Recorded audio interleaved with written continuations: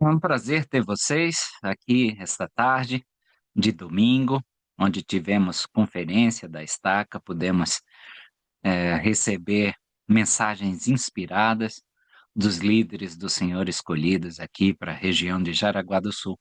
Então, sejam muito bem-vindos para este serão do Bispado da Ala São Bento do Sul. E o tema escolhido para esta tarde foi ocupar-se zelosamente em uma boa causa.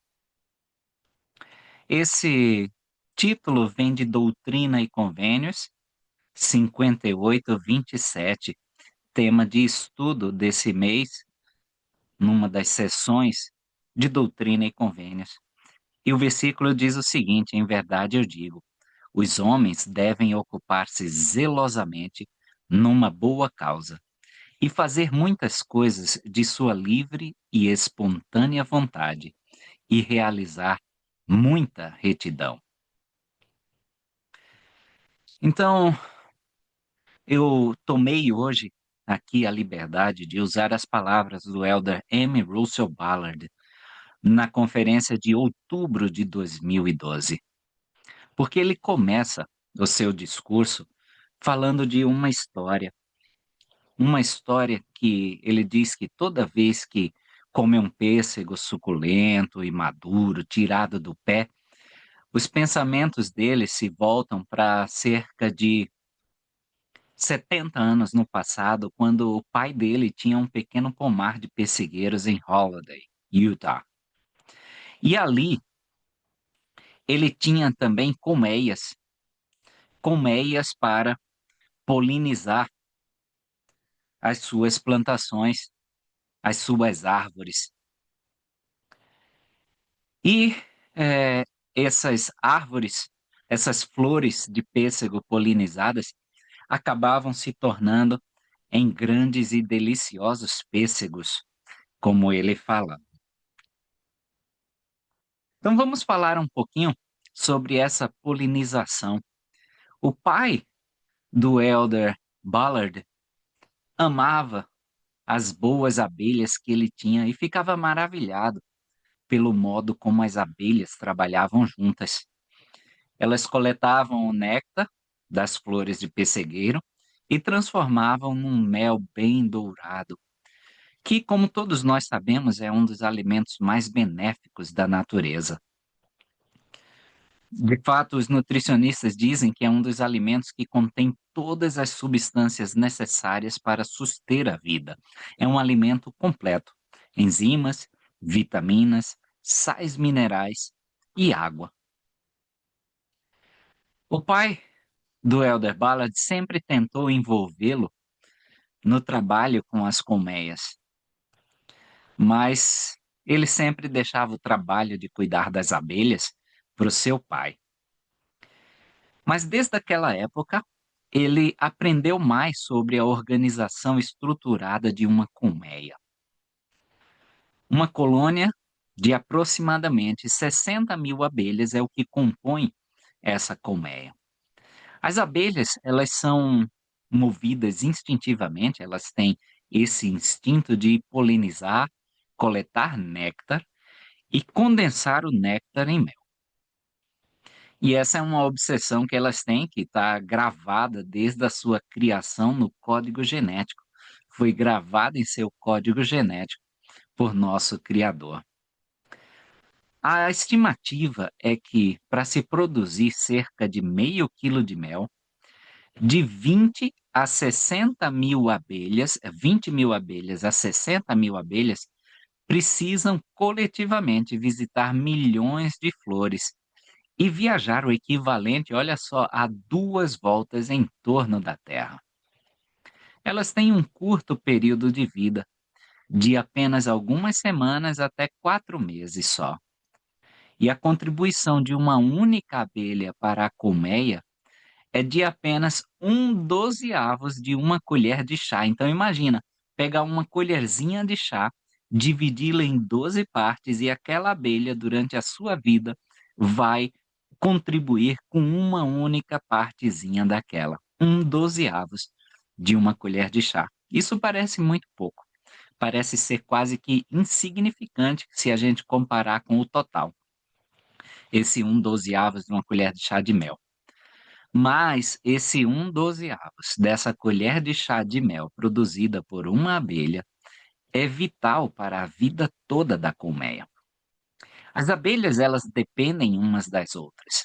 Tanto quando a gente fala em trabalho, a gente sempre lembra ou de abelha ou de formiga, né? Um trabalho que seria muito grande para poucas abelhas torna-se mais leve porque todas as abelhas realizam fielmente a sua parte. A colmeia foi sempre um símbolo importante na história de nossa igreja. Começa já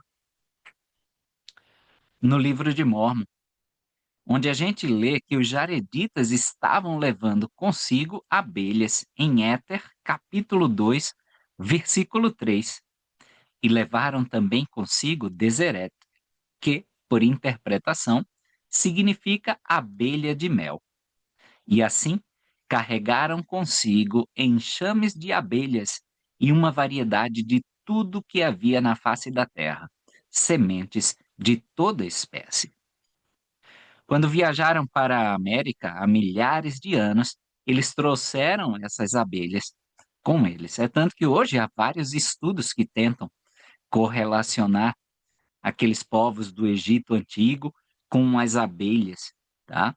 Depois tem um estudo bem interessante para quem quiser ver, né, do provável significado de Deseret sendo interpretado como abelha de mel. Brigham Young, ele terminou escolhendo a colmeia para representar um símbolo, para representar e encorajar e inspirar o trabalho cooperativo necessário entre os pioneiros. Eles estavam trabalhando para transformar o deserto estéril, que ficava ao redor do grande lago Salgado, nos vales férteis que hoje nós observamos naquela região desenvolvida. Nós hoje recebemos os benefícios dessa visão e da industriosidade coletivas, assim como as abelhas todas se beneficiam pelas tarefas que cada uma cumpre. O símbolo da colmeia, vocês verão que é encontrado tanto no interior de templos, tá, quanto no exterior. Nós podemos ver aí na tela o símbolo dessa abelha adentrando uma colmeia, que é o símbolo da Deseret Industries, ou as indústrias Deseret. Elas adornam também os armazéns do bispo. Aqui nós podemos ver também uma foto da maçaneta do templo de Salt Lake, onde está escrito Santidade ao Senhor e tem o símbolo da colmeia. E não é só isso, não para por aí. O púlpito do centro de conferências, tá, é feito da madeira de uma nogueira que foi plantada no quintal da casa do presidente Gordon B. Hinckley e está adornado, como vocês podem ver, com imagens entalhadas de colmeias. Então, todo esse simbolismo, ele vai atestar um grande fato, que grandes coisas são efetuadas e fardos são aliviados pelo empenho de muitas mãos que, como diz Doutrina e Convênios 58:27, se ocupam zelosamente numa boa causa. Imaginem só o que milhões de santos dos últimos dias podem realizar no mundo se agissem como uma colmeia em nosso comprometimento concentrado e focado nos ensinamentos do Senhor Jesus Cristo. O Salvador, ele chegou a ensinar que o grande e primeiro mandamento é: amarás o Senhor teu Deus de todo o teu coração e de toda a tua alma e de todo o teu pensamento. E o segundo, semelhante a este, é: amarás a teu próximo como a ti mesmo. Destes dois mandamentos dependem toda a lei e os profetas. Mateus 22, 37, 39 e 40. As palavras aí do Salvador são bem simples, mas o significado é profundo e muito importante. Nós hoje tivemos discursos na nossa conferência de estaca que ressaltaram a importância de servir ao nosso próximo, de amar ao nosso próximo. Nós devemos amar a Deus e amar a nosso próximo como a nós mesmos e cuidar dele. Imaginem quantas coisas boas nós seríamos capazes de fazer no mundo se todos nos uníssemos como seguidores de Cristo, atendendo aí zelosa e diligentemente às necessidades das pessoas e servindo aos que nos rodeiam, a começar por nossa família, nossos amigos, nossos vizinhos, nossa comunidade em geral. E como declara a carta de Tiago, a prestação do serviço é a própria definição da religião pura, como podemos ler em Tiago, capítulo 1, versículo 27. A religião pura e imaculada para com Deus, o Pai, é esta: visitar os órfãos e as viúvas nas suas tribulações e guardar-se imaculado do mundo. Hoje foi citado, inclusive, nos discursos da ajuda humanitária da igreja. Em nossa ala, nós estamos podendo oferecer essa ajuda humanitária através do projeto que fizemos da van móvel, a van odontológica para levar atendimento àquelas comunidades que ainda não possuem um dentista instalado numa instalação física mesmo e perpétua. Nós lemos a respeito desse serviço prestado por membros da igreja no mundo inteiro e do serviço humanitário que a igreja oferece, principalmente durante crises, incêndios, inundações, furacões, tornados. Essas respostas de emergências que são necessárias e apreciadas por todos, de qualquer credo, de qualquer religião e de qualquer raça, sem dúvida, devem continuar como um meio de carregar os fardos uns dos outros. Mas e na nossa vida cotidiana, no dia a dia? Qual seria o efeito cumulativo de milhões de pequenos atos de caridade que são realizados diariamente por nós, devido ao nosso sincero amor cristão pelas pessoas? Ao longo do tempo, isso teria um efeito transformador sobre todos os filhos do Pai Celestial, por meio da expressão de seu amor a eles, por nosso intermédio, nós sendo esses instrumentos que levaríamos esse amor de Deus. Nosso mundo conturbado hoje precisa desse amor de Cristo. E hoje mais do que nunca. E vai precisar muito mais nos anos que se seguirão, nos anos que vêm aí pela frente.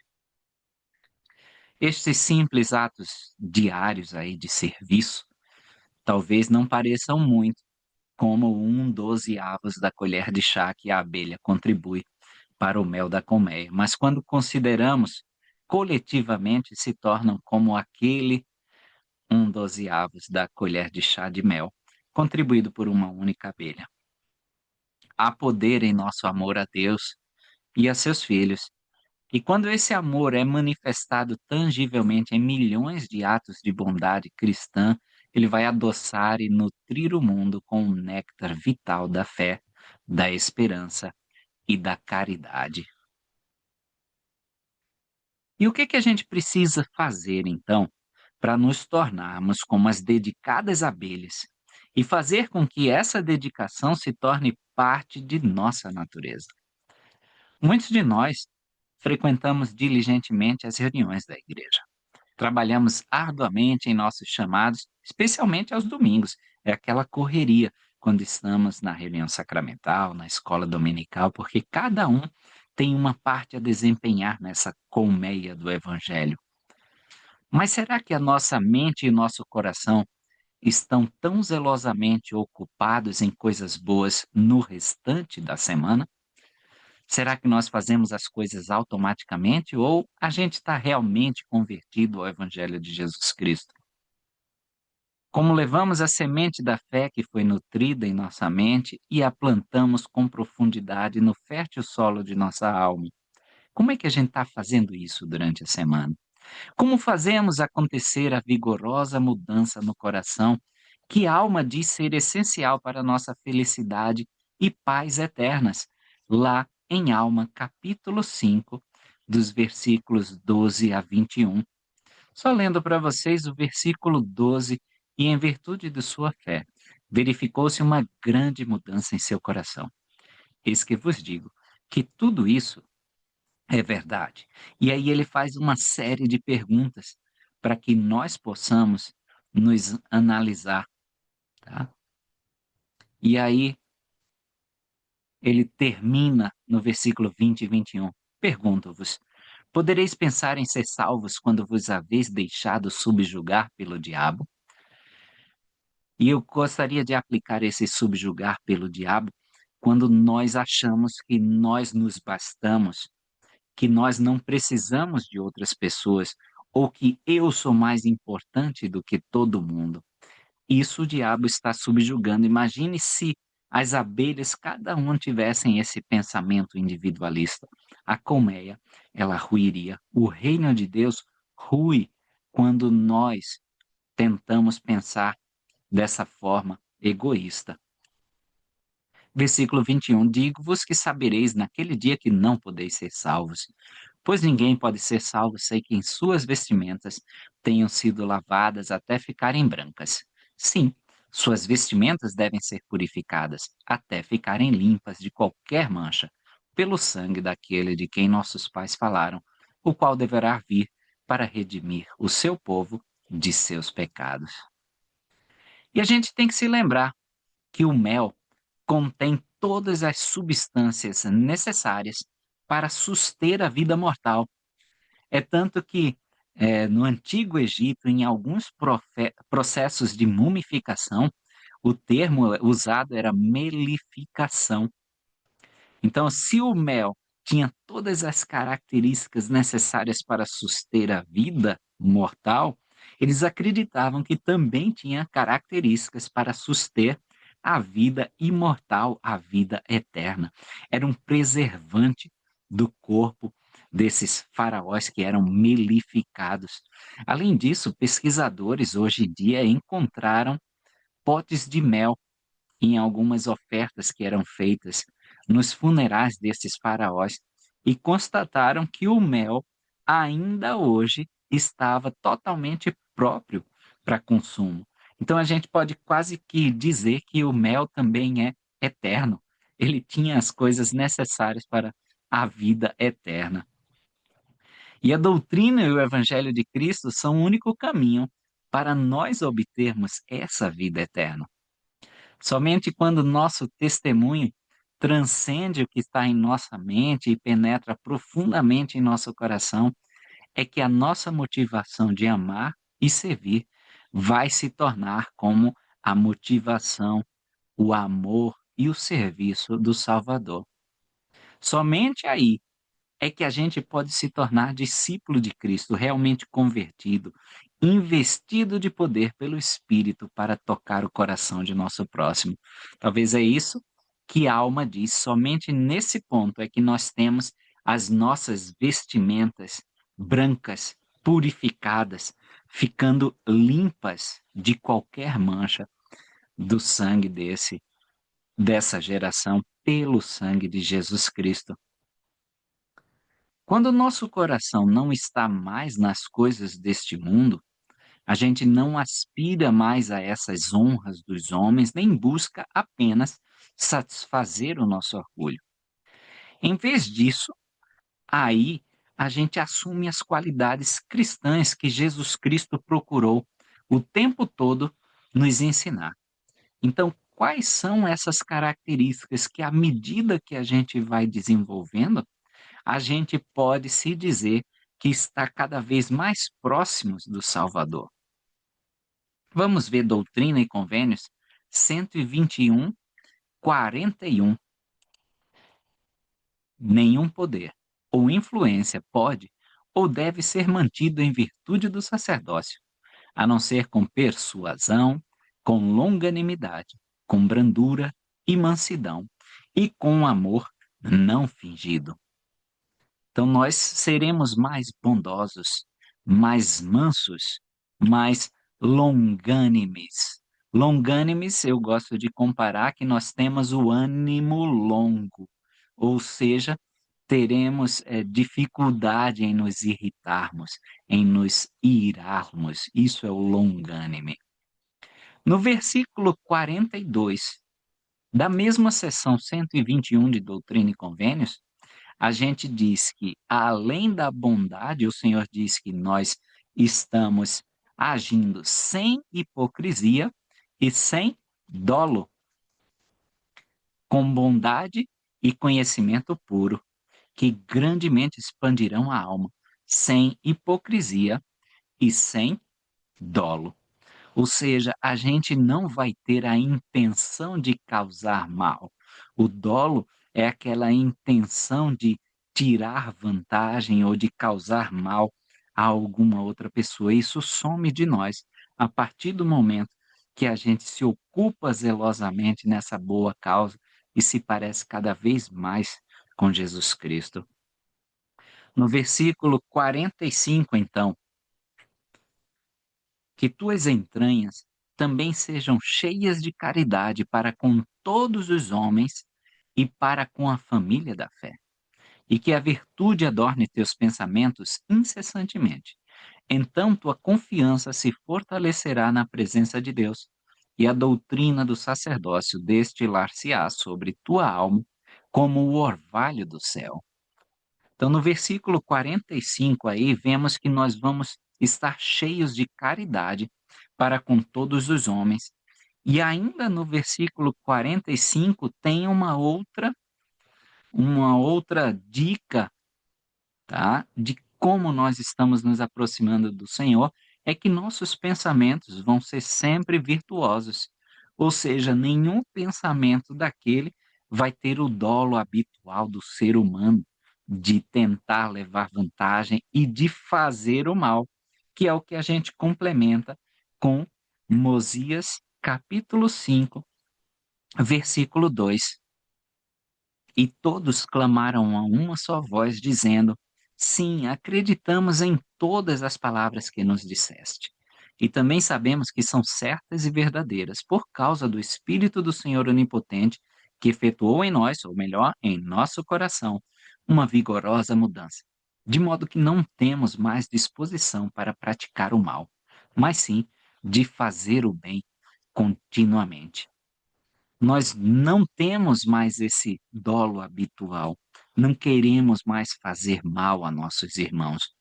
O Espírito Santo vai ser o nosso companheiro constante e as doutrinas do sacerdócio vão se destilar sobre nós como o orvalho. É assim que é complementado, tá? Esse nosso esforço de ser como Jesus Cristo, de parecer mais com Jesus Cristo.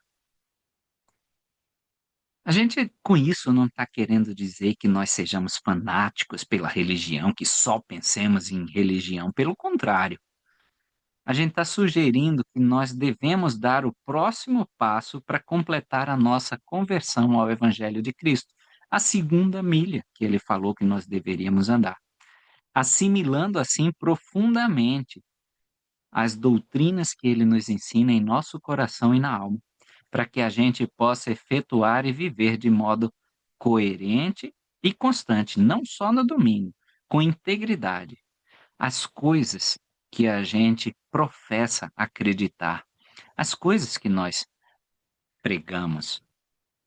Essa integridade simplifica a nossa vida e amplia nossa sensibilidade ao espírito e às necessidades de cada um à nossa volta. Traz alegria à nossa vida e paz à nossa alma. O tipo de alegria e paz que a gente recebe quando nos arrependemos de nossos pecados e seguimos o Salvador, guardando os mandamentos dele. Então, como é que a gente faz essa mudança? Como é que a gente enraiza esse amor de Cristo em nosso coração? Tem uma prática que é bem simples e diária e que pode ser eficaz para todo membro da igreja. Para os rapazes, para as moças, para as crianças, para os pais, para as mães, para os adultos solteiros, os casais casados. E a prática simples é o seguinte: tentem, talvez, cada manhã, naquela oração matinal de todo dia, pedir ao Pai Celestial para nos guiar, para reconhecer uma oportunidade para servir um filho dele, precioso que seja. Bom, então na oração matinal, quando nos acordarmos e sairmos para a nossa vida pública, orar a Deus pedindo que uma pessoa possa ter sua necessidade atendida por nós naquele dia. Depois, é só passar o dia cheio de fé e amor, procurando alguém para ajudar. Nós devemos permanecer concentrados, como as abelhas se concentram nas flores, das quais elas conectam o néctar e o pólen. Se a gente fizer isso, a sensibilidade espiritual vai aumentar e a gente vai descobrir oportunidades de servir que nós jamais imaginaríamos que fossem possíveis. O presidente Thomas S. Monson ensinou que, em muitos casos, o Pai Celestial responde às orações de uma pessoa por nosso intermédio, por meio de todos nós, por meio de nossas palavras e ações bondosas, por meio de nossos simples atos de serviço e de amor. O presidente Spencer W. Kimball disse certa vez: Deus está atento a nós e preocupa-se conosco. Contudo, é por meio de outras pessoas que ele costuma atender a nossas necessidades. É vital que sirvamos uns aos outros. Quando eu não sirvo ao meu próximo, talvez eu esteja privando esse próximo da resposta de sua oração. E o Senhor vai requerer isso de nós. É interessante que no estudo dessa semana seguinte de Doutrina e Convênios, vai dizer que as nossas orações no momento devido também são contadas pelo Senhor. Talvez sejam essas orações matinais que a gente deve fazer, buscando oportunidades de servir durante todo aquele dia.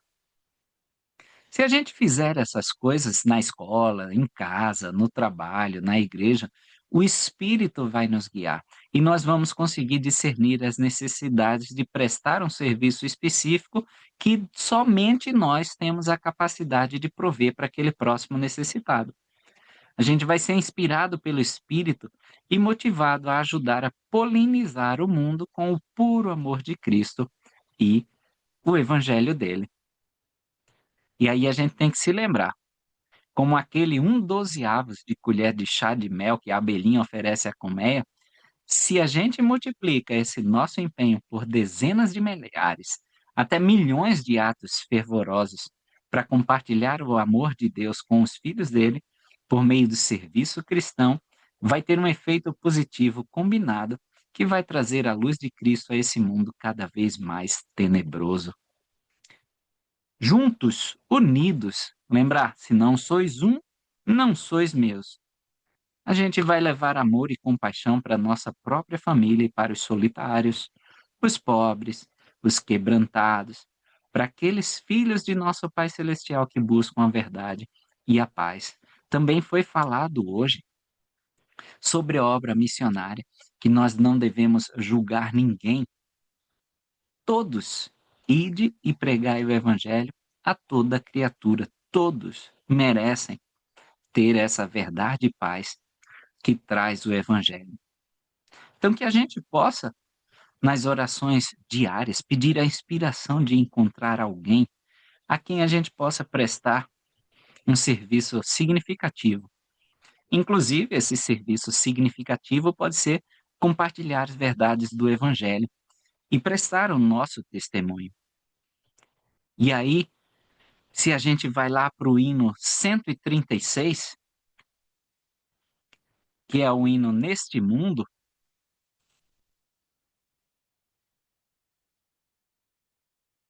a gente pode responder sim a cada pergunta do hino. Então, o hino ele já começa nos perguntando: neste mundo, acaso fiz hoje eu a alguém um favor ou bem? A gente pode responder sim. Então, que a gente possa ter essa mentalidade sempre voltada para esse próximo que necessita de nossa ajuda, porque essa é a obra de Deus. Que a gente possa se ocupar zelosamente nessa boa causa, que é a obra de Deus. Que a gente possa trabalhar tão fielmente como as abelhinhas que são dedicadas e que trabalham na obra delas. É esse o pensamento e a oração do Bispado da Ala São Bento do Sul nesta tarde de domingo para todos vocês. Nós prestamos nosso testemunho de que essa é a Igreja de Jesus Cristo, que Ele está sempre nos ajudando nesse trabalho, não de formiguinha, mas de abelhinha, de contribuir sempre com esse 1/12 de colher de chá, porque no final a vida de todos vai ser muito mais doce se nós fizermos esse trabalho dedicado que o Senhor espera que façamos. E é esse o testemunho que presto nessa tarde, em nome de Jesus Cristo. Amém.